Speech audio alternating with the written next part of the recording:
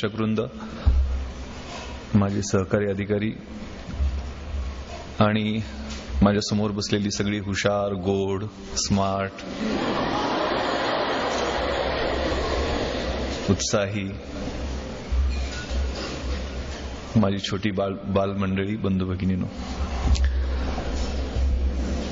खेड्यातली मुलं ही रानफुलासारखी असतात आणि या रानफुलांना जर उपमा देणार आहे, मी पुढची उपमा देणार आहे. या रानफुलांना जर काळी कसदार जमीन, चांगला सूर्यप्रकाश, चांगलं खत पाणी मिळालं तर ती अशी रुजतात, अशी उमलतात, अशी फुलतात की त्यांच्यासमोर मुंबई, पुण्यासारख्या मोठ्या शहरातले गुलाब, कमळ, मोगरे सगळे फिके पडून जातात.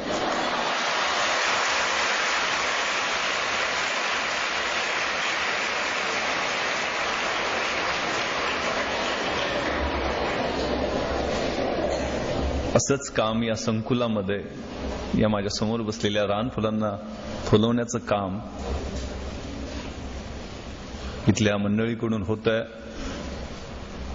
एक देशाला आदर्श, विशेषतः मुलींना मानसिक दृष्ट्या, शारीरिक दृष्ट्या, शैक्षणिक दृष्ट्या सबल बनवून त्यांना स्वतःच्या पायावर उभा करण्यासाठी जी जिद्द आपण उभी केलेली आहे, बांधलेली आहे, ती एकमेवा द्वितीय आहे. या ठिकाणी ताईंनी मला सांगितलं की मुलांच्या मध्ये मोटिवेशन, मुलांच्या मध्ये असणारं न्यूनगंड आणि त्यांना थोडंसं UPSC, IAS कसं व्हावं, IPS कसं व्हावं याविषयी सांगावं. या ठिकाणी वेगवेगळ्या प्रोफेशनल कोर्सेसचाही अंतर्भूत करण्यात आलेले आहेत.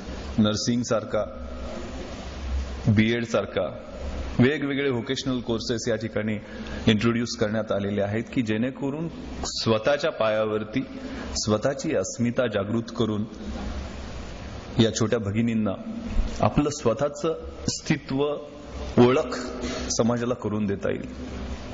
आपण जे काम करताय त्या ठिकाणी मी खूप छोटा माणूस आहे की मुलांना काही सांगू शकेल, परंतु एक ग्रामीण भागातल्या पार्श्वभूमीतून UPSCची परीक्षा देऊन IPS होण्यासाठी, म्हणजे माझ्या बऱ्याचशा पदव्या सांगितल्या, sales tax inspector, deputy collector, IPS, LLB, MA आणि काय MBA वगैरे केलं. पण 1997ला मी फक्त BA होतो ज्यावेळेला मी IPS मध्ये सिलेक्शन झालं. BA इतिहास, शिवाजी विद्यापीठ, कोल्हापूर. आणि त्यानंतर मी सर्व्हिसमध्ये असताना MA एक्सटर्नल केलं. LLB लातूरला SP होतो, नांदेडला ऍडिशनल SP होतो, त्यावेळेला LLB कंप्लीट केलं आणि ट्रेनिंगच्या पिरियडमध्ये उस्मानिया युनिव्हर्सिटी हैदराबाद मधून MBA कंप्लीट केलं. आणि 1997ला वयाच्या 23व्या वर्षी एका वर्षी deputy collector, sales tax inspector आणि IPS, डेप्टी कलेक्टर आणि सेल्स टॅक्स इन्स्पेक्टर या MPSCतनं आणि IPSCतनं UPSC मधनं असं 3 पोस्ट एका वेळेला मिळालेल्या होत्या. त्यामुळे थोडासा माझा म्हणजे स्वतःची पाठ थोपटून घेत नाहीये, परंतु सांगण्याचा मनोदय आहे की कशा पद्धतीने या स्पर्धा परीक्षांना आपल्याला एकत्रित तयारी करता येते आणि काही कृत्या असतात, काही प्लॅनिंग असतात की जे तुम्हाला या वयामध्ये भविष्य काळासाठी उपयोगी पडू शकतील. माझं गाव हे खूप छोटं आहे. कोकरूड नावाचं गाव आहे शिराळा तालुक्यात. 32 शिराळा पण ऐकलं असेल. अगदी वारणेच्या कुशीत आणि सह्याद्रीच्या मुशीत वसलेलं हिरवगार असं देखणं गाव आहे. तिन्ही बाजूनं नदी जाते. लहानपण अगदी आंब्याच्या, जांभळाच्या झाडावर जाणे, नदीला जाऊन मासे पकडणे, घरी आल्यानंतर म्हैशीच्या धारा काढणे, तुमच्यापैकी 70-80% मुलांचं जसं असेल तसंच माझं गेलेलं होतं.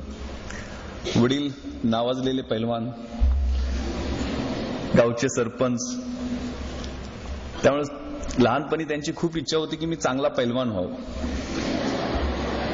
मी आता ताईंना हेच सांगत होतो की पोलिओची चर्चा चाललेली होती, तर त्यांनी मला लहानपणी आई आग्रह करत असताना पोलिओचा डोस देऊन दिला नव्हता की पैलवानाचा पोरगा आहे त्याला काय होतं.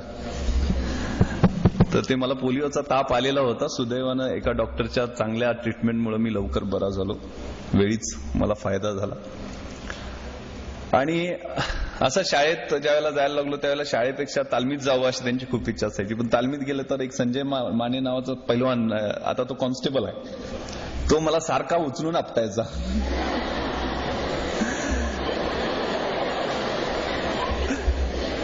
तर धाक लावणे असा प्रकार म्हणतात.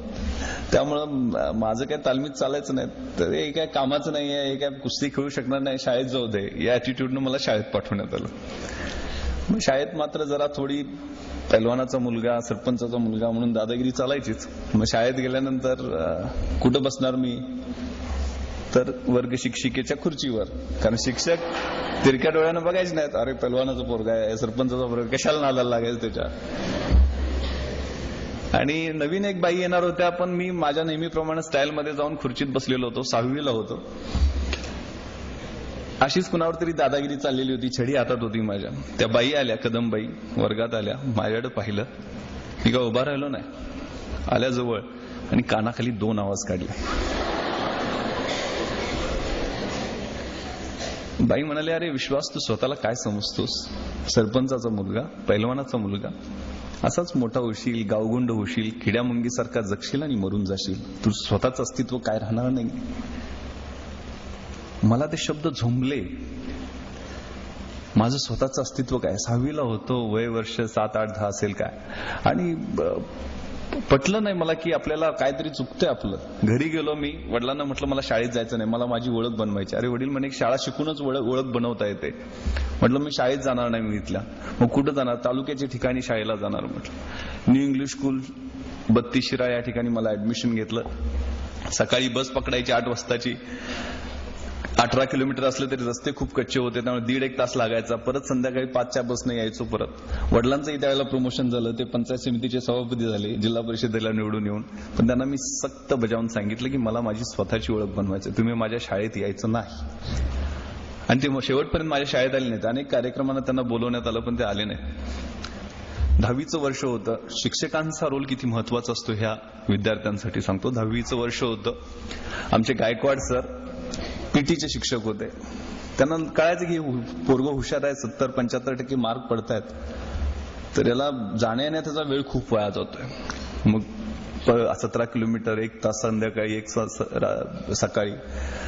तर त्यांनी मला सांगितलं, तू विश्वास माझ्या घरी राहा, तुला काय घराचं भाडं द्यायचं असेल, मेसचं पैसे जे देतोस ते घरी माझ्या खर्चाला, ते मी काय नाही म्हणत नाही, तुझा स्वाभिमान दुखवत नाही, पण तू घरी राहा, तुझा वेळ वाचेल, माझ्या घरात एक रूम आहे. ठीक आहे म्हटलं सर, जशी तुम्ही म्हणाल. पण सरांना एक सवय होती, ती मला माहित नव्हती. ते पहाटे 3 वाजता उठायचे.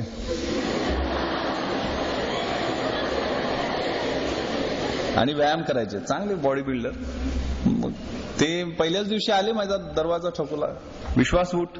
सर म्हटलं 3 वाजलेत. 3 वाजता उठायचा आणि अभ्यास करायचा. तुला अभ्यासात पहिला नंबर मिळवायचा आहे. या कॉलेजमध्ये तुला 75% मिळवत असतील तर तुला 85-90% मार्क पाडायचे आहेत.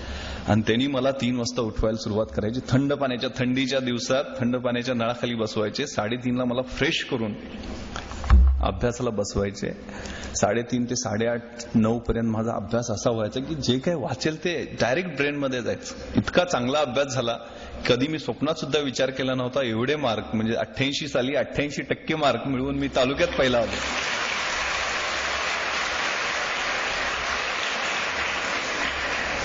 फक्त गायकवाड सरांमुळं. मग सगळ्यांना जसं वाटत असतं त्यावेळेला मग 11वी-12वी सायन्स, मग व्होकेशनल इलेक्ट्रॉनिक्स, मग तो राजीव गांधींचा पिरियड होता की सगळ्यांनी इलेक्ट्रॉनिक्स इंजिनियर व्हायचं. मग माझ्याही मनात तसं घुसवण्यात आलं. मग मी 11वी सायन्सला कोल्हापूरला न्यू कॉलेजला ऍडमिशन घेतलं. पण 12वीला असताना अगदी स्कॉलर बॅचमध्ये चांगले मार्क्स पडत होते. असंच एक व्याख्यान आमच्या कॉलेजमध्ये आयोजित करण्यात आलेलं होतं. आमच्या कॉलेजचे भूषण गगराणी हे IAS मध्ये भारतात 3रे, आणि ते पण मराठी साहित्य आणि मराठी माध्यमातनं परीक्षा देऊन झालेले होते. हे आम्हाला पटलं नाही की ही कलेक्टर बनवणारी, SP बनवणारी एवढी मोठी परीक्षा ही मराठीतनं देता येते, मराठी साहित्य विषय घेता येतो. हे नवीन नवीन गोष्टी होत्या. मी, माझ्या शेजारी आनंद पाटील, माझा छोटा चुलत भाऊ, तो 11वीला होता, तिथं 2 जण बसलेलो होतो. की आपल्याला असं काय करता येईल का, आपल्याला ही परीक्षा देता येईल का, विचार एक ठिणगी पडली. मी म्हटलं आनंद, बघू आपण रिझल्ट लागल्यावर पाहू. पण 12वीला असतानाच असा विचार, तुमच्याच वयात, म्हणजे 12वीतली 10वीतली मुलं आहेत की वयाच्या 15